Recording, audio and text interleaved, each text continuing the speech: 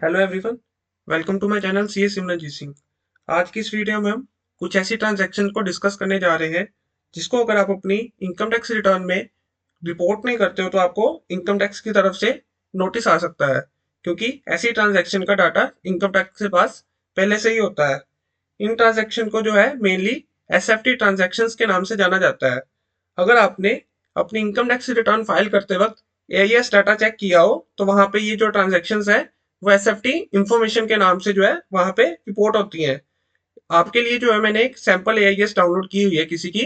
अगर आप यहाँ पे देखोगे एआईएस के पार्ट बी में जो है टीडीएस और टीसीएस इंफॉर्मेशन के साइड पे आ रहा है SFT information.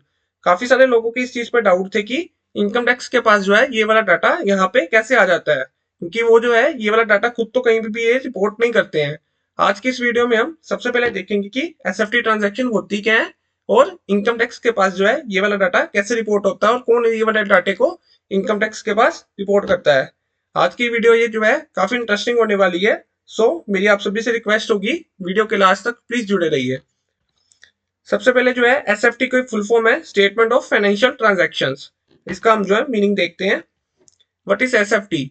SFT refers to information related to certain high value transaction which specified persons. मतलब अगर हम यहां तक देखें तो यहाँ पे सबसे पहले आता है हाई वैल्यू ट्रांजैक्शंस, मतलब कुछ हाई वैल्यू ट्रांजैक्शन ही जो है यहाँ पे रिपोर्ट होंगी। और वो कौन रिपोर्ट करेगा? Which specified person are required to report to the income tax department. मतलब यहाँ पे हमें जो है नोट करने वाली बात है, यहाँ पे स्पेसिफाइड पर्सन रिपोर्ट करेगा कौन सी transaction? High value transaction. Next आते हैं The SFT was earlier known as Annual Information Return, मतलब AIR रिटर्न के नाम से जो है इसको जाना जाता था। इसका मेन ऑब्जेक्टिव क्या है?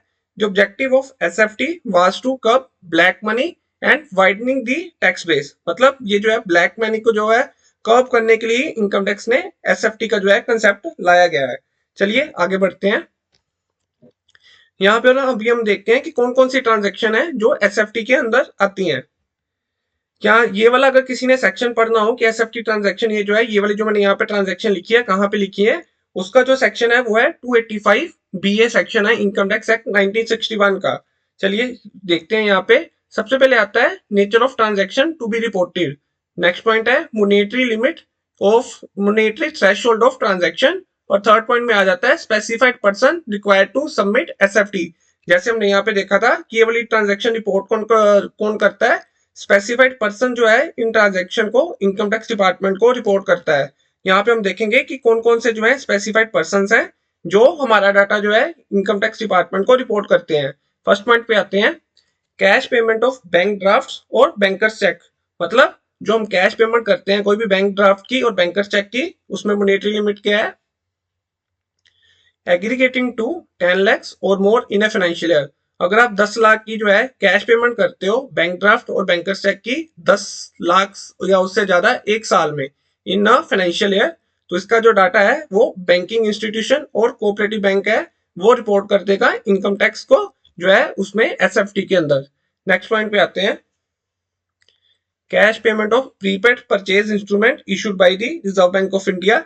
इसमें भी जो है वो लिमिट है 10 लाख और मोर इन ए फाइनेंशियल ईयर। और यहाँ पे भी जो है बैंकिंग इंस्टीट्यूशन और कोऑपरेटिव बैंक जो है यहाँ पे रिपोर्ट करेगा इनकम टैक्स डिपार्टमेंट को कि कोई भी अगर आपने प्रीपेड इंस्ट्रूमेंट जो है आपने उसके अगेंस्ट पेमेंट किया है कैश में 10 लाख और उससे ज्यादा in a financial year. Next point में आते हैं cash deposit in one or more current account of a person. यहाँ पे नोट करने वाली बात है कि हमने जो कैश डिपॉजिट करवाया एक या फिर एक से ज्यादा करंट अकाउंट में और एक ऑफ अ पर्सन, मतलब एक पैन में अगर मान लो 5 अकाउंट है, कोई प्रोप्राइटर है उसके 5 अकाउंट्स हैं और उसके उसमें उसने जो है एग्रीगेटिंग टू 50 लाख और मोर इन अ फाइनेंशियल ईयर, 50 लाख से जो ज्यादा अगर उसने अपने अकाउंट में करंट अकाउंट में कैश डिपॉजिट करवाया है तो उसका ये वाला डाटा जो है इनकम टैक्स के पास रिपोर्ट हो जाएगा। कौन रिपोर्ट करेगा? बैंकिंग इंस्टीट्यूशन और कोऑपरेटिव बैंक। नेक्स्ट पॉइंट है यहाँ पे हमने ऊपर देखा है कैश डिपॉजिट, सो यहाँ पे भी है cash withdrawal from one or more current account of a person. Same है यहाँ पे, बस चेंज है विड्रॉल। अमाउंट क्या है यहाँ पे? 50 lakhs और मोर इन अ फाइनेंशियल ईयर। और कौन रिपोर्ट करेगा? बैंकिंग इंस्टीट्यूशन और cooperative bank.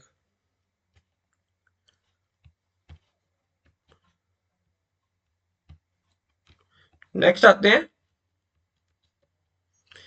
Cash deposit in one or more account except for a current account and time deposit.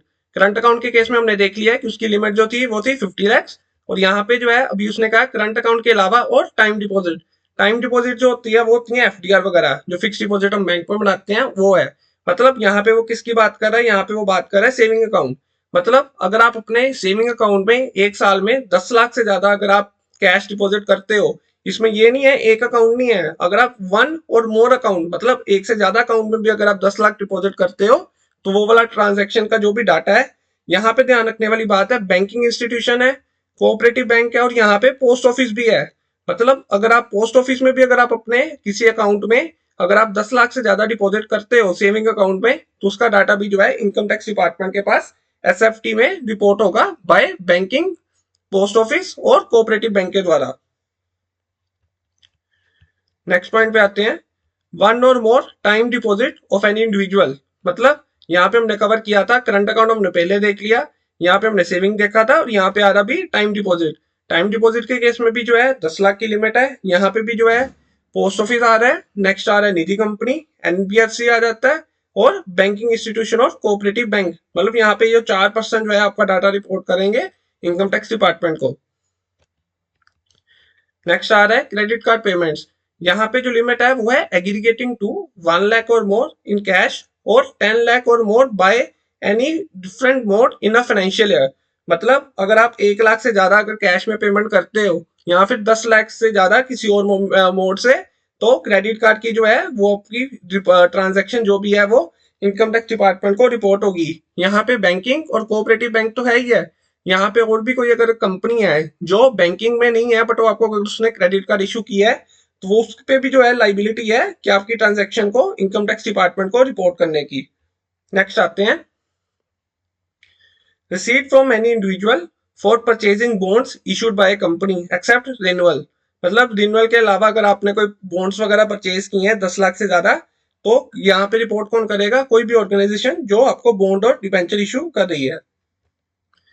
Next आता है receipt for acquiring share from an individual issued by any company. मतलब किसी भी company ने जो है अपने शेयर जो है इशू किए हैं और आपने उसको एक्वायर किया है 10 लाख से ज्यादा, यहाँ पे जो है वो जिस भी कंपनी के आपने शेयर्स को एक्वायर किया है वो वाली कंपनी आपका जो है ट्रांजेक्शन को रिपोर्ट करेगी। नेक्स्ट आता है buy back of share from any individual. मतलब यहाँ पे किसी कंपनी ने आपसे शेयर बायबैक किया है, एग्रीगेट क्या है वहां पे 10 लाख की लिमिट है एक इन फाइनेंशियल ईयर। यहाँ ध्यान रखने वाली बात है कि यहाँ पे लिस्टेड कंपनी को ही कवर किया गया है। ऊपर वाले पॉइंट में जो था एनी कंपनी आ रहा था जो भी आपको शेयर इशू करी है, मतलब कोई अगर प्राइवेट कंपनी इशू करी है तो उसके केस में भी एसएफटी की रिटर्न वो फाइल करेगी और आपका डाटा यहाँ पे इनकम टैक्स की रिटर्न में शो होगा। नेक्स्ट है receipt from any individual for acquiring one or more mutual fund scheme unit except transferring from one scheme to another. एक स्कीम से अनदर स्कीम के अलावा अगर आप कोई भी म्यूचुअल फंड से अगर आप एक्वायर करते हो 10 लाख से ज्यादा के म्यूचुअल फंड यूनिट्स, तो आपका जो है डाटा यहाँ पे म्यूचुअल फंड जो भी है उसका ट्रस्टी होगा या फिर कोई भी जो ट्रस्टी के द्वारा कोई भी एक पर्सन जिसको अपॉइंट किया गया है, वो आपका ट्रांजेक्शन जो भी आपने अमाउंट एक्वायर किया है म्यूचुअल फंड में, वो आपका जो है डाटा वहां पे एसएफटी में वो रिपोर्ट करेंगे। नेक्स्ट आ रहा है receipt from any individual for selling foreign currency through a debit और क्रेडिट कार्ड और बाय ट्रैवलर चेक। यहाँ पे लिमिट जो है वो है 10 लाख की, और कोई भी एक पर्सन जो फेमा के अंदर जो है वो ऑथराइज्ड है आपके साथ जो फॉरेन करेंसी के साथ डील करने में। ये वाला पॉइंट आता है in relation to immovable property. यहाँ पे ध्यान रखने वाली बात है सेल और परचेज। मतलब सेल और परचेज यहाँ पे दोनों कवर है, और यहाँ पे अमाउंट की लिमिट क्या है 30 lakhs। मतलब अगर आप अपनी इमूवेबल प्रॉपर्टी की कोई भी ट्रांजैक्शन मतलब सेल परचेज अगर आप 30 लाख से ऊपर करते हो, तो आपका ये वाला डाटा कौन रिपोर्ट करेगा, ये जो है रजिस्ट्रार हो आपका जो डाटा यहाँ पे अपनी रिपोर्ट कर देगा। मतलब अगर आप कोई भी ट्रांजैक्शन इमूवेबल प्रॉपर्टी की करते हो 30 लाख से ऊपर, और नीचे भी अगर आप करते हो तो आपको अपनी इनकम टैक्स रिटर्न में शो करना जरूरी है। अगर आप उसको अपनी रिटर्न में शो नहीं कर रहे हो तो आपको इनकम टैक्स की तरफ से जो है इन ट्रांजेक्शन के रिलेटेड नोटिस आ सकता है। यहाँ पे अगर आप देखोगे 30 lakhs और मोर, और अगर 50C में जो भी उन्होंने लिखा है कि जो भी स्टैंप ड्यूटी अथॉरिटी अगर आपकी वैल्यू 30 लाख से ज्यादा जो असेस करती है, उस केस में भी आपका जो है डाटा वहां पे रिपोर्ट होगा। नेक्स्ट आ रहा है receipt of cash payment from selling goods और सर्विस। मतलब किसी भी पर्सन को आपने कैश पेमेंट की है 2 लाख से ज्यादा फॉर गुड्स और सर्विसेज, और वो पर्सन वो ऐसा है कि जो भी आपका जिसका 44 AB के अंडर ऑडिट हो रहा है, इंडिविजुअल कैप यहाँ पे जो है इंडिविजुअल लिखा गया मेरे से, यहाँ पे एनी पर्सन आ जाएगा जिसका भी 44 AB के अंडर ऑडिट हो रहा है, वो आपका 2 लाख से ज्यादा अगर उसने आपसे पेमेंट रिसीव की है तो आपका यहाँ पे एसएफटी में वो ट्रांजेक्शन को रिपोर्ट करेगा। अभी हमने देखा कि कौन कौन सी ट्रांजेक्शन है जिसमें आपको जो है इनकम टैक्स की तरफ से नोटिस आ सकता है कि अगर आपने इसको अपनी इनकम टैक्स रिटर्न में प्रॉपर्ली शो नहीं किया। यहाँ पे अगर आप सेक्शन में देखोगे कि यहाँ पे 2 ट्रांजेक्शन और है, वो थे जब भी डीमोनेटाइजेशन हुई थी तब जो आपने अगर अपने अकाउंट में एक स्पेसिफिक पीरियड में अपने अकाउंट में अगर आपने कैश डिपॉजिट करवाया था उसके रिलेटेड थी। जो अभी तो उसका जिसका कोई रेलिवेंस नहीं है, आप अगर सेक्शन पढ़ोगे तो उसमें वो 2 ट्रांजेक्शन आपको देखने को मिलेगी। अगर आपको ये वीडियो अच्छी लगी हो, please like to this video and subscribe to my channel. Thank you.